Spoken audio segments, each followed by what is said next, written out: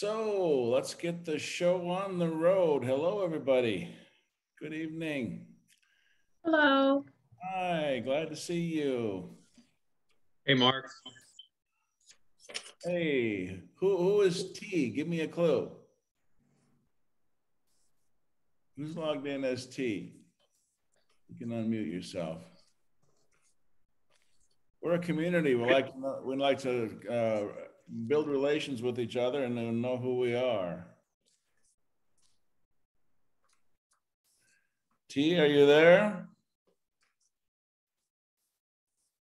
Does anybody have a clue?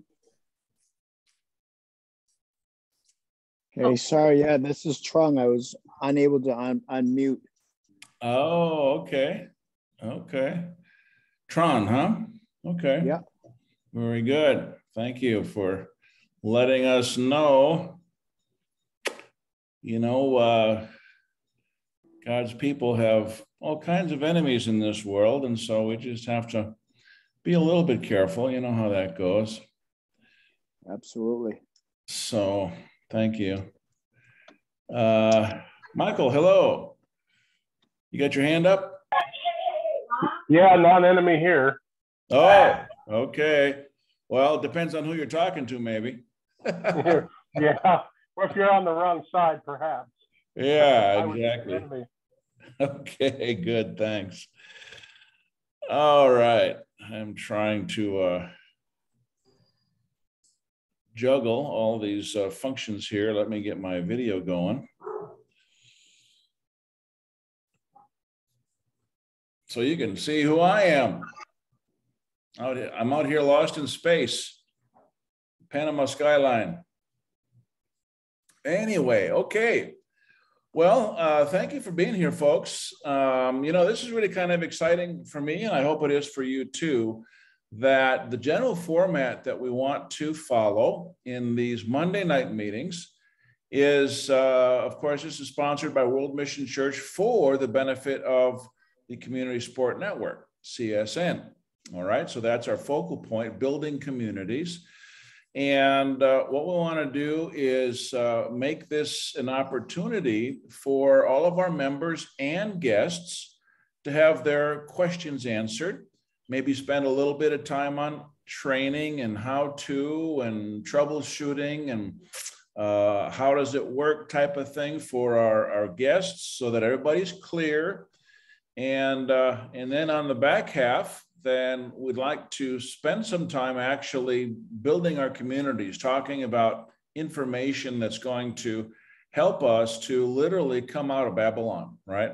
We talked about this before in terms of, you know, coming out is one thing to talk about it, but coming out into what or to where or with what is the question, you know, because we've all been indoctrinated and really trained to be dependent on the system in various ways. And so cutting those ties means that we have to give things up. All right. And just a real quick example of that. I go, Mark, I love your concept. There's nothing I'd rather do than to break free from these shackles, but I depend on the government for my income. Well, all right. My reaction to that is, okay, I understand that very well, but that's very limited thinking, okay? People that don't achieve much in life have this attitude. The attitude is, well, I can't because, right? I can't because I need this. I can't because it's too big for me. I can't because, all right? Winners and doers in life will take a different mental approach. And that approach is, well, okay, in order to do this, I have to do A, B, or C. In order to get around this obstacle, I have to develop an alternate approach. So we don't think in human terms, really, and especially if we're creatures of God, then and we're walking closely with the Holy Spirit, we really have to take the attitude that, well, you know, maybe I can't do this on my own, but I need God's help. And that's what prayer is for, right? So right off the bat, I want to get rid of this limited thinking. Well, I can't because. All right. I had that come up today. Well, I can't. I can't. I can't. Geez, I can't get the words out of my mouth. I can't eliminate these ties because I depend on the income. Well, the simple possibility thinking is, well, let's replace that income. What if we could replace that income and you don't need it anymore? I mean, it doesn't get any more simple than that. Well, how do I do that? Well, I'm not exactly sure, but if we stumble forward, I'm sure we can probably find a way and figure it out. I mean, are you a son or daughter, of the one true living God or not? Okay, so just my point, we need to get rid of that limited thinking. All right, so with that, let's just start off with kind of an open forum. If anybody has any questions or issues, things you'd like to discuss as it relates to the Community Support Network program. Looks like we have mostly members here. I don't think we have any guests, do we? Okay. I see Ray. Hey, Mike. Mike from California. Jeff, Debbie, Karen's here with us. Hi, Karen. Sharon, David, Mark. Okay, so no comments or questions. We should just jump right into the healthcare issue. This is your chance. All right, so we'll do that. Comment? Yeah, please. Okay, I would like to see us that, how we have the big community service network, that in each of our states or each of in our even counties, we make a mini community service network that attaches up to the bigger one, and that we get to know people who are in our local area that are on the same page of what we're doing. So we build alliances and stuff like that, so that if we run into challenges, we have local people we can call them, besides tapping into the national and stuff. Yeah. So build strength locally, because we're all dealing with tyranny at every level. Yeah, that's really the top priority, is to have that local community support. That's really what it's all about, because with an EMP or internet goes out, you need local support. Yeah, go ahead. I was going to say that the local support, we start looking at how do we strengthen each other to be really resilient.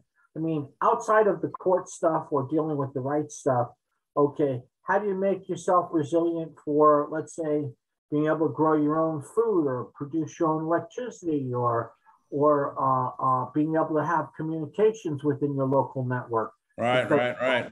Yeah, these are all things we're going to be getting into. Absolutely. I'm going to bring stuff to help with that. Good. Yeah, that's all critical.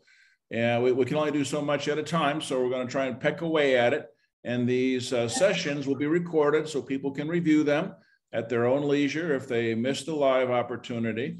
Dealing and networking on a local basis, that's what we need to do in the NATF forum. We talk a lot about building local chapters. That's where you can network with other like-minded people. So CSN really kind of overlaps with NATF, all right? There is a channel in the NATF forum for Community Support Network. It's in the channels on the menu. And I think we all need to be doing a lot of our networking there. That's our opportunity to meet other like-minded people. And so this really kind of becomes an extension of NATF or vice versa. And we can benefit, from being involved on all sides. So good point. Okay, so very good. Jeffrey, you want to start us off with anything on your mind? Jeffrey's been real involved in working with people. Oh, there you go, Jeffrey. Sorry about that, I was muted. I'm just excited that we're bringing in more to the community so people can see the importance of community, that it's not just the monetary aspect, but it's also some of the other needs that are out there, like insurance, et cetera. So I think this is an exciting night, and I'm looking forward to it. Okay, very good, very good. Yeah, that's the whole idea. We've got to create create the means of support coming out of Babylon. All right, you know, what are we going to do? Go find an Amish community, or maybe not a bad idea for some people. So, okay. All right. Very good. So, you know, let's look at healthcare. I mean, we could talk for hours about that, but it's really just a huge sham. I used to sell health insurance, and it's a racket. You know, you ever wonder when you go downtown, a large city, all the huge buildings, the skyscrapers, the big office buildings, the luxury buildings, they're all named after what? Banks and insurance companies. Wonder why that is. They've got a way of making money, and they don't like to give it out very often. But anyway, so we're talking about really Christian insurance cost sharing. And I imagine that most all of you have heard of this before, come across it at one point or another, but I'd just like to go on the record with this information for the benefit of everybody here tonight and those who will see the recording later. But essentially, Christian health care sharing is a voluntary agreement among the members to share in each other's medical costs through their monthly contributions.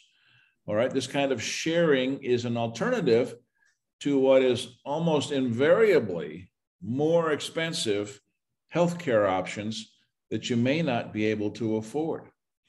And, you know, I don't know what the state of Obamacare is these days, but I remember, you know, in the early days, people were screaming that, you know, they couldn't afford the premiums. They were just exorbitant. And then the deductibles were so high, they couldn't even use it. So, you know, that doesn't work. So you could do just a simple search on the internet for Christian insurance cost sharing. And I'll share with you one in particular that I came across. I'm not associated with them. I'm not endorsing them. It's just an example that I want to share for educational purposes, okay? And it's one of many. Ultimately, it would be nice to have our own, but of course it takes good numbers and really good organization to do that. And we're not there yet. So I'm going to suggest people just do their own searches and start looking for this type of thing. They've got a short video, and I'll play that. Since 1993, Medishare has a proven track record as the leader in the healthcare sharing industry. It's an innovative and authentic Christian community that, in a biblical way, is doing healthcare better. Everything begins with the annual household portion, or AHP.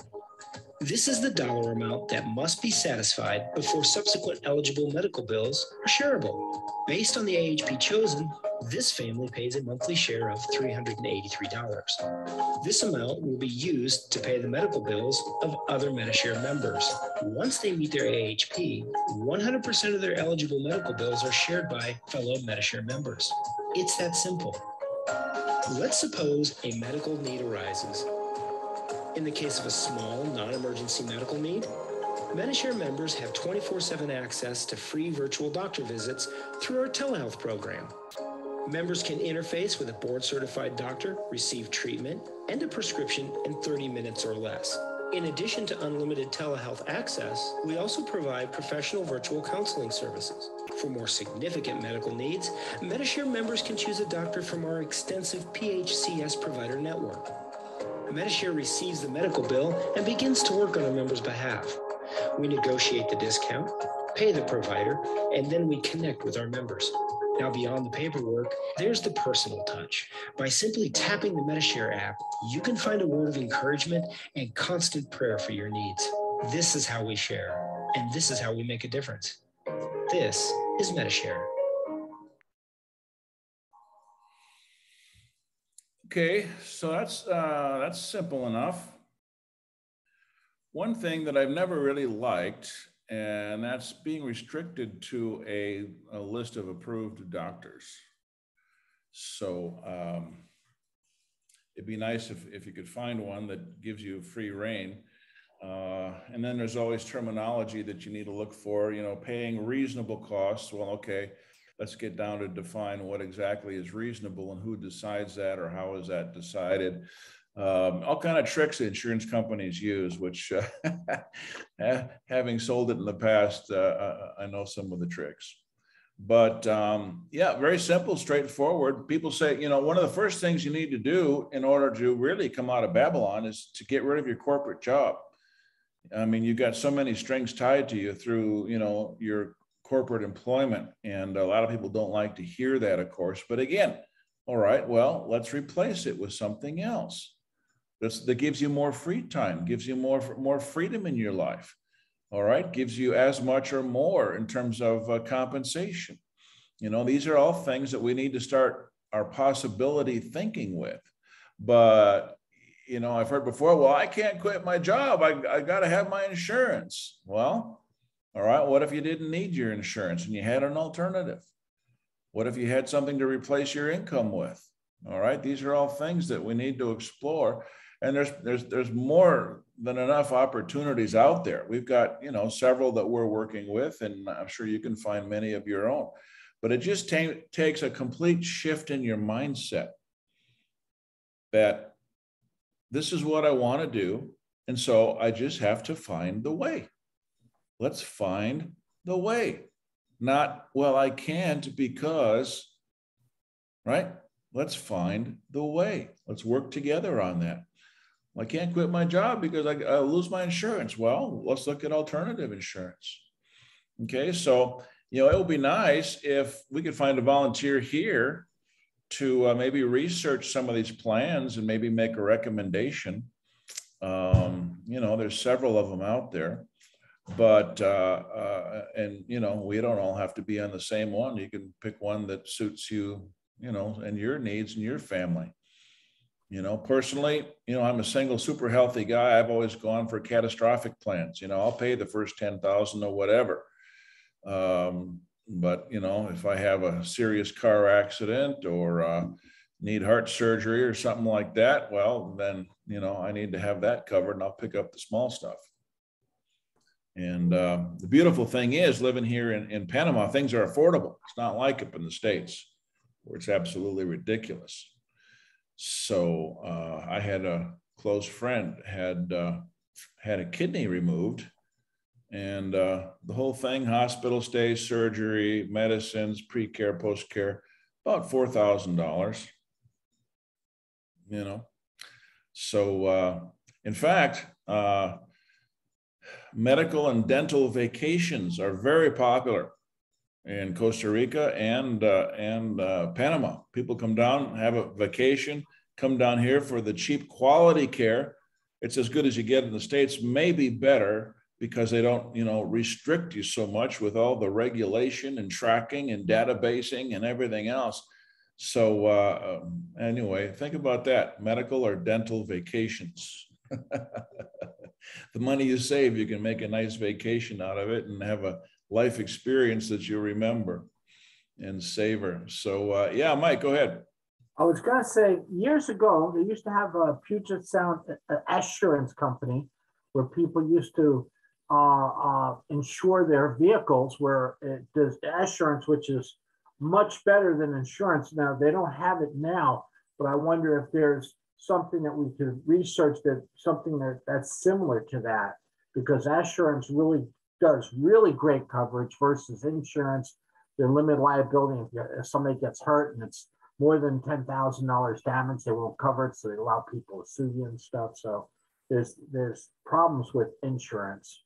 And then the other thing I was going to talk about, in Mexico, my brother goes over to Mexico to get his dental work done, and they were all trained in Beverly Hills and stuff like that, and they do better work than your local dentist, and it's just really super inexpensive. Yeah, so, yeah, and they speak English. English. Yeah, go ahead. Yeah, no, yeah, these are all things that, you know, fall right in line with the same concept. Mm-hmm. You know, so you know, in terms of the automobile stuff, we could do something fairly simple. We could administer it in a way to collect fees to the point where we could put up, let's say, $100,000 bond, which you could buy, for less than $100,000. And with, there's some amazing things coming out in blockchain technology. So we could create a bond and we could sell NFTs, non-fungible tokens, which basically is a receipt for ownership. All right. And this would be proof that you are that you have ownership of this bond and would have access to it in the event that it would be needed. Okay. And if or when it is needed, and it probably will be, then within our group, we simply restart contributions, to replenish it. So yeah, there's a million things we could do. And it just takes a little bit of out of the box thinking, a little bit of creativity, and people to support it. Right. So let's get the ball rolling. If is anybody here in a position to dump their health insurance and try one of these cost sharing programs? Not at this particular time. I don't know that would apply to me down here, but depends on where it would be. So anyway, so that's step number one as far as what we're putting forward in terms of options for people in coming out of Babylon. All right, and I can develop certain models for property insurance. Let's not call it insurance because it's not. That's a regulated product. But property protection, auto protection, you got the medical here. So, we could just cover the whole gamut once we had enough people participating, right? So, so I could develop some models as to what that might take, unless anybody else would like to do that, who likes to crunch numbers. But anyway, there are options. Coming out of Babylon does provide us with options. There are things that we can do. Okay, so we'll be talking about other items and issues later on down the road in our Monday sessions, right? So this is what we're here for on Monday, to discuss these things and present these concepts as realistic alternatives. So, all right, any other comments or questions on that? Pretty simple and straightforward. Yeah, Mike? I was going to say, in the state of California, okay, financial responsibility doesn't have to be insurance. It could be a financial bond of $100,000 or more. So being able to get people to qualify to the point where they can have their own 100K bond, they wouldn't be required to that would suffice as being their financial responsibility on their vessels. Yeah, yeah. It removes an important part of the nexus of the state too, because the state gets their nexus from what's called minimum contracts. Okay, could be the water contract for your house. It could be your Social Security. It could be your electric utility bill or your insurance. And they make no bones about it. Let's say when you go get your oil change, they're reporting to your insurance company how often you change your oil in your car. What business? No, but they do, and they do it electronically. And the state put this in years ago, and I just found out I was livid about it. How dare you base my rates on how often, how much mileage I do, and that's how they're tracking your mileage. Is when you go get your oil changed by one of the oil change people, whatever. They're breaching your privacy by giving them data that they have no right to be entitled to. Well, that's something to ask about when you go in and get your oil change. I wouldn't deal with people like that. Well, they're done. But I'm just saying that's how they're tracking how much mileage, because I've never given my mileage. Whatever I do is my business. Wow. But that's how they used to try to change your rates and stuff. So they interweave into all these different areas of your life. Wow. That's why you have to unplug from them. Yeah. They're going after total control. And we just absolutely have to unplug, just like you said. Absolutely. Jeffrey. Medishare is very interesting. I was considering switching over to Medishare. I looked at them with my wife Debbie, and Good Samaritan is another one we considered.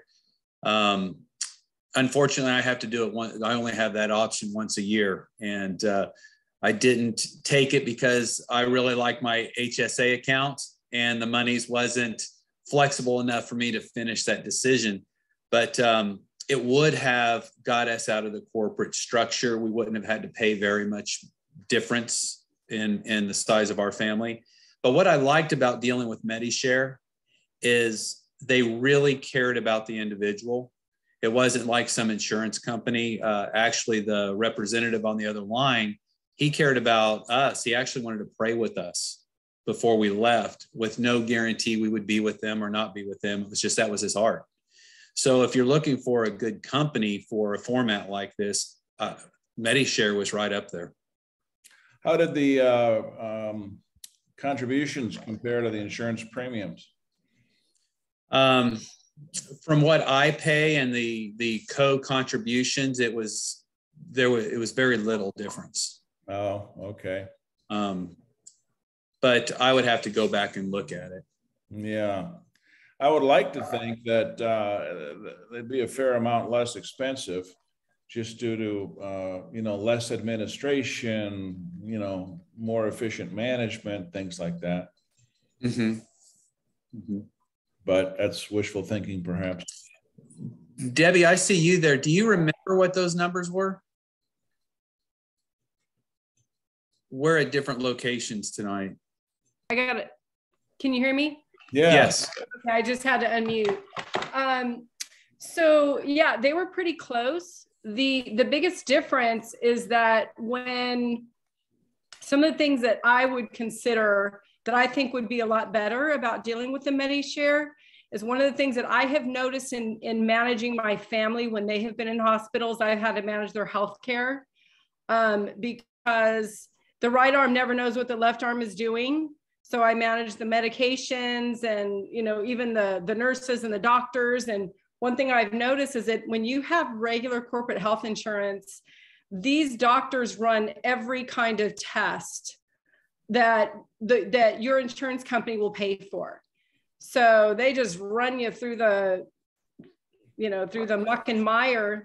Whereas something like Good Samaritan and Medishare is different, that they only pay for what's used, and they go back and negotiate what the services were actually worth.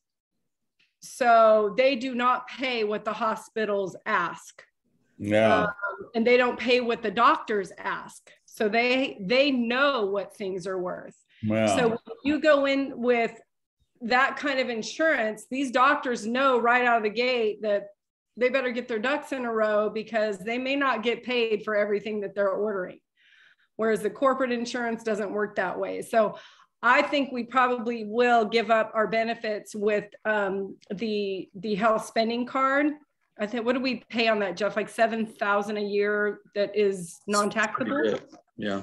We use that because we don't go to doctors. We use that for just maintaining our health and doing things that we know to do, that we've learned just by way of trial and error. Well, the reason the doctors run you through the gamut on all the damn tests under the sun is for liability purposes. Okay. Their liability insurance is sky high, and that's one of the biggest reasons that medical costs are almost out of reach for everybody, is the damn liability insurance. And they don't ever want someone to come back and say, well, malpractice because you didn't run this test. Well, we ran every test we could think of, and so, we're not responsible. So I wonder why that would not apply then in the Medishare and things like that, why they don't run as many tests and they don't seem to do as much when you don't have the corporate coverage of the regular health insurance companies. Yeah, because they got a blank check when they're dealing with the main insurance companies. They can do whatever they want. Yeah. They submit the bill and it gets paid. Okay, let's run it up, Exactly. Yeah. I think that's the point, is the fact, as long as they have that blank check, it makes, it elevates the price, the medical price. What am I saying? The cost, it elevates it so high that you can't afford it. Yeah. Right. Instead of just doing what you need. Yeah, absolutely. Okay, back to Mike in California. About 15 years ago, I had this wonderful gentleman who came to my Bible study class. His name was Dr. Roy. And he was a Christian missionary doctor who worked in Indonesia. And in the hospital that he worked at over there, they did a doctor-patient medical co-op where they were able to get the cost down and get all the necessary care for their patients. And they had a remarkable model where, you know, people were, you know, kind of being left out because their insurance things they had there was kind of strange, wouldn't cover some things and, you know, wouldn't pay. And they were able to do it to where they were able to get the decent care, I mean, really good care for people without, you know, with it being very minimal cost, because the doctors and the patients got together, put together a co-op, a kind of like a medical insurance type of co-op, but it's not insurance. But because the doctors there, you know, they're all kind of, you know, they know what stuff is the best care for the patients, and they weren't letting the insurance companies dictate stuff, or the hospital administrators run the cost way up. So they kept it really affordable, and people got great care from it. And he wanted to come here and do that, but this was difficult to bring that model here. So he said it worked really well over there. That would be a great model to set up a private members association. Absolutely. You know, and I've heard of doctors doing that too. You know, they're so fed up with the system, they don't want to participate anymore. So they want to practice medicine the way they were taught and the way they know how to do best, without all these regulations and requirements and forms and administration and reporting and ridiculous. So, can I say something, Mark? Yeah, please. So we do know of a team of doctors that are doing that, a co-op in East Tennessee, and they are coming out of the whole system. It's a very powerful model. I mean, I wish I would have listened more intently about what he was telling me, but I thought, wow, that's a pretty neat concept. Yeah, for sure. More sense now as I'm older and having to deal with different things to go, I wish I could rehook up with them and ask them more questions about it. But Jeff, you know what I'm talking about with the Bratrudes? I do. And as a matter of fact, I was on the phone with William today. The problem that we're having with people like that is that they're so few and far between. I think he told me this morning, it's over a year wait to see some of the doctors you would want to see, because everybody would stream to them if they were available. Yeah, I don't think you're thinking of the same one. You're thinking of Dr. Andre. I talked to them today. That's a naturopath. No, this is the co-op that the Bratrudes are involved in with the team of doctors. Okay. That are teaming up and doing that. But I know what you're talking about. And he is a year booked. Wow. Yeah, good doctors are. I got a pain in my chest. When can I see you? Yeah. 2024. Pretty much. Yeah. Oh my God. Yeah, Mike. Okay, one more thing. My friend used to do Doctors Without Borders, and they had tremendous philanthropists that would pay. Doctors would put their time in, they would get the medicines, be able to go to these really poor areas and provide tremendous medical care. I mean, you know, it's just mobile medical care, but there's no reason why we should rely on a corporate model for getting people the medical care they need. There should be a not-for-profit one that brings the cost down and makes the care available and not have to go through, you know, stupid is as stupid does doctors that, oh, well, you're supposed to get your vaccine or all this other crap. And they just treat people. They treat people what elements they have, and they were very excellent at what they, matter of fact, a year ago, I had cellulitis infection in my leg, and they were giving me all these antibiotics. I was getting so sick from it. My friend who does the Doctors Without Borders, Mike, I've seen this before. He says, why don't you try the oil of oregano, because it's a fungal infection, not a bacterial. They're not treating me. Did that 3 days and my infection was just about gone. Oh my gosh. He dealt with all kinds of weird tropical stuff, whatever. And he says, Mike, they're treating you wrong here, because he could see it because he treated so many people. Yeah, after how much time and how much money with the wrong treatments? I was getting sick. They kept changing the antibiotics, and it wasn't really working. And oh man, it was horrible. I went through like from it. Yeah. Oh boy. Okay, so yeah, glad to have the personal insights on Medishare. So I just picked that one by chance because they had a video. So, thought I'd share that. Yeah, so that's a great model, and you know, knowing now that there are these co-ops out there, that's something that people kind of keep their eyes open for. You know, if they're starting to, you know, feel like they might need to see a doctor, and keep your eyes open for medical co-op. Maybe do a search in your area. You might be surprised what you find, because yeah, a lot of these doctors, they're fed up with all the bureaucratic bullcrap they have to deal with. It's ridiculous. So Mike, let me get to Karen. She's got her hand up here. Just a second. Karen, go ahead. I believe that the Healthy American, Peggy Hall, has a list of several of the private member association and different alternative medical associations. Oh yeah, that okay. are starting up, and also that I think it's called Awaken America. Clay Clark or something like that is the name. It also has a ton of information about, you know, people offering jobs to people that have lost their jobs, and, you know, who will hire. To the unvaccinated. There's an alternative job board. Yeah. There's a group in Michigan, alternative medicine. There's some doctors in Michigan I know that have come together. So yeah, right. Peggy Hall, thehealthyamerican.org, right? Right. Yeah, we've in fact, Michael and I have spoken to Peggy.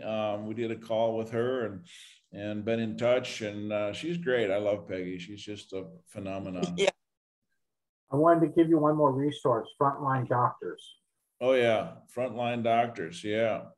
Right. And there's another group, use a doctors for free or something like that. They probably do telemedicine, I don't know, but anyway, more of these groups are popping up. So there are alternatives. That's the bottom line for tonight. There's plenty of alternatives, and they're coming to the forefront, I think, more and more as we all recognize the need. Okay, so that's something positive and tangible that we can take away from tonight. Karen, did you want to come back? No, I've never had insurance, but when my husband was needing, we had like disability, government stuff. But as soon as he died, I cut all my ties with the government. And so I'm 83 now, and I'm thinking, gee, maybe I should look into insurance. So I'm glad you're talking about this. Okay. Yeah, well, I've gone into hospitals and they ask, do you have insurance? And I go, yes, I do. God takes very well care of me. Yeah. He's my insurance. Yeah. They look at me and kind of smile, wink, okay, good. So anyway, I've been very fortunate in that regard. So very good. Anybody else want to throw their hat in the ring? Suggestions for next week. What would you like to talk about? And there's so many things, the whole automobile driver's license issue, jobs and income. That's an important one. And of course, we got that at least partially covered with our gifting program. I think timelines, it's easy to say we need to supplement our income, but how long does it take to get it supplemented? Yeah, exactly. I think that there's a plan, it's, if you can help somebody have a plan, then they might move forward. CSN, I think what people miss, and I had a good talk with Denise the other day. I think what people miss is that all the power comes from expansion of people joining the community. There's not really a risk factor of monetary loss. And when you look at the things we talked about tonight, if we want to have our own insurance company, to call it that so that we all know what we're talking about, but if we want to have protection of loss, then you're going to need more people. And the growth of communities supplies all this. So it really benefits us to grow anything from the standpoint of adding people. Then the resources are added, the ability for people to help each other are added. It's a wonderful system if people could just gravitate to the ideal of what this does for each other, and then bringing people in so that they can participate, both receiving and giving. Yeah, that's a very powerful concept. In fact, as you're talking, I'm thinking that, we need, some kind of a short presentation just to drive that home, maybe a few slides or something, because that's the core of what we're doing here. I mean, that's the essence right there. All these things are great to talk about, but what can we do with, 10 people sitting around, right? I'll have more freedom to build things probably the second half of March.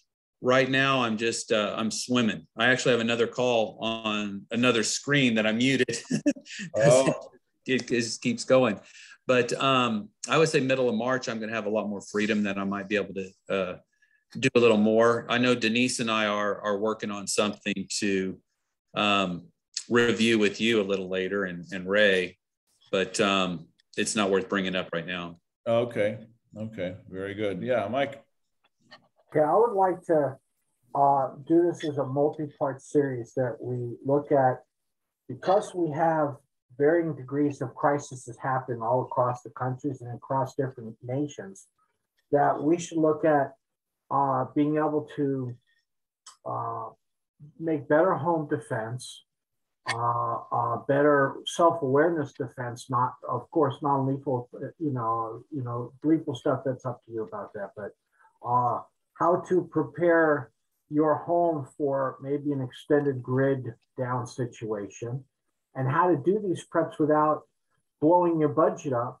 But little things like, for instance, how to make your doors not bust-inable for home invasion, or how to carry certain things with you, or certain resources that enable you to really self-protect yourself well when you're out and about. If you run into a situation where you run into a group of protesters and all of a sudden they start trying to cause you grief, or even just, let's say if the stores start to go down or whatever, making sure that you always have enough water.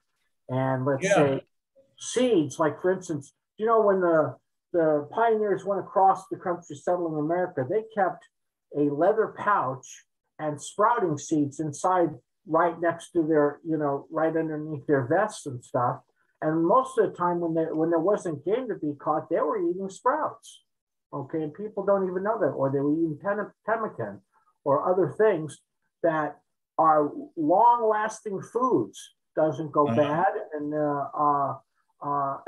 you could resort to it if let's say store shelves are down and you still eat okay, or ways that you could create water from the atmosphere if you need drinking water. Yeah. We need to get into all those things. Absolutely. So I think for multi-part series in the next couple of weeks and months or whatever, I think I'll work on putting some things together. I'll put on my website, but put it to where we can do a talk about that every so often, and give checklists and really equip people. I want to really equip who's part of our team here, so that way you could do it and it doesn't bust your budget. You do a little bit every time you go to the store, but if you're looking from your checklist, say, hey, I need to deal with this. I have no way to put out a fire in my house. I could do this, this, and this. Okay, so we'll have to Well, if the water's cut off, how am I going to extinguish a fire? Things like that.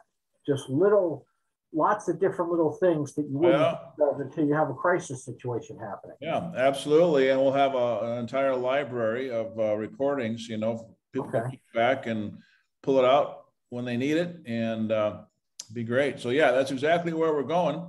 And, you know, of course, to afford a lot of these things, people need to be plugged into our gifting program, start that off-grid cash flow. Right. You know, so I think the new focus is really on these items coming out of Babylon, building our own local communities, which is really critical, as you said, Mike, and financing it. All right. How do we finance it? Most people are struggling just to pay the bills as it is. So it all fits together. And I think CSN is really coming into its own, you know, because of that. So we're here for a reason, and I appreciate all of you for contributing. Who else do we have? I see a couple that are unmuted. Jen, yes, go ahead.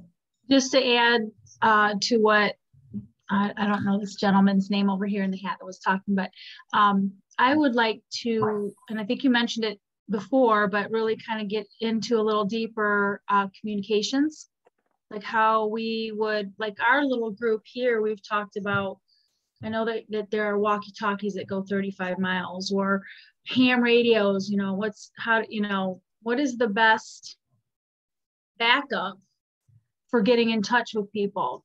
Yeah. So that's all part of it. I don't know a lot about it. Yeah. That's all part of it for sure. In fact, we need to have some way to reach each other, you know, if we can't communicate on the internet. You know, has anybody ever heard of a telephone? Those old-fashioned things? Like a satellite phones or something, I don't know. That we could, yeah, satellite phones are great, but they're pretty expensive, you know, $600-800. That's where our funds come in. Yeah, that's where you need to be rolling to get your community rolling. Absolutely. So yeah, communications is definitely high on the list, you know, all of these things. So in fact, we should probably just write out an agenda, a list of these things. And maybe Mike, if you could get a hold of me, sounds like you're pretty advanced in some of these things already. And, I was going to say, there's a way to go onto the internet through the ham radios and to send your messages. So that way it goes into people's email when they have a way to get to the internet, because the internet stays up even if things go down, that you can still get messages to people. So maybe it may take a couple of days until I can find an internet portal to talk to get to their email. But don't you need an operator's license to run a ham radio? Well, yes and no. I mean, if it's an emergency, you can kind of find a way to get on there. And well, yeah. So, or you can get with somebody that has a license, and there's a way to actually send emails through the ham radios too. So there's a lot of other backdoor communications that you could still keep in contact with people, even if it's a hard grid down. What was that? What was that old cowboy movie with the Mexicans on the horse? License? License? We don't need no stinking license. Hey, when it's an emergency, it comes under the law of necessity, and you're allowed to do that if you're under the law of necessity. That was a life-threatening law of necessity. Yeah, that was a classic line. My friend got out of a very serious ticket when they had the hurricanes happening in Houston, and he was evacuating, going the wrong direction. They came in, hey man, I have to evacuate, man, because I was under emergency order, so they canceled his ticket because he was driving without a license, you know. And hey, I was fleeing for my life. I had to leave. The law of necessity, force majeure. Yeah, they canceled. They didn't force the issue. Well, yeah, my life's at stake. Absolutely. That's right. The law of necessity. If you have to go because your life's at stake, they can't hold you to that licensing thing. So, all right. It's something to know if you ever run into that situation. Okay, so Mike, send me an email with your ideas. On a list that we probably should be. I mean, you seem to be able to go beyond the obvious and kind of drill down a little bit, on on some of the little items that maybe might be overlooked. Well, I'm going to send you some resources and just freely make those resources. I have PDFs and other things that have frequency things about what people are going to operate if there's an emergency and stuff like that. And these are things that are good to know, so that way, if you want to be able to make contact, if you have access to a ham or other types of communications gear, that you could still navigate, even though most other things might be out at the time. So I'll send you some books that actually give you the insight on that. Yeah, good. Okay. Share them with everybody. I'm not selling it. I'm giving them away. So, but yeah, well, you know, if there's always costs to maintain things, and honestly, these days people seem to have some kind of an issue with people asking some kind of compensation for their labor, and I contend with that thought process. You know, everything costs money to bring to the table, especially if it has value. And after all, so many of us are fighting for freedom, right? Well, doesn't freedom include the concept of free enterprise, right? So yeah, it's great to offer things, you know, to help people that, you know, don't cost anything, but at the same time, we should not begrudge each other for putting time and labor and no, there are things I'll charge for, but that's just not one of them. That's all. Yeah, okay. I want to get everybody equipped here as best we can, because I know the storm's approaching. That was just my foot. That was just a toe in the door for me to raise that issue, which kind of gets under my cross sometimes. I have no problem charging for stuff, so, but I want to equip our team here, so that way we got a storm coming ahead, and we got to batten down hatches and make it through it. So yeah, that's tools available out to everybody. Okay, all right, very good. Well, I think we're just about up on an hour. Maybe a chance for one more comment or question if anybody has one, or we'll wrap it up. So let's go ahead. Let me just close out with a short prayer if you join me. Heavenly Father, we come to you with thanks and praise, all glory and honor to your name. Thank you for this time to be together, to learn from each other, to care for each other. Lord, we ask you bless this community. Help us to stand strong on righteousness, stand strong in your word, and do what's necessary in these troubling times, and that's to care for our brothers and sisters, share information, support in every way that we can. We ask that you bless this community, help us grow, and be able to sustain ourselves in so many different ways. In the name of Jesus, we pray. Amen, amen, and amen. All right. Thank you, folks. We'll see you perhaps maybe Wednesday morning. All right. We'll maybe get a little bit more into the program on Wednesday. Okay.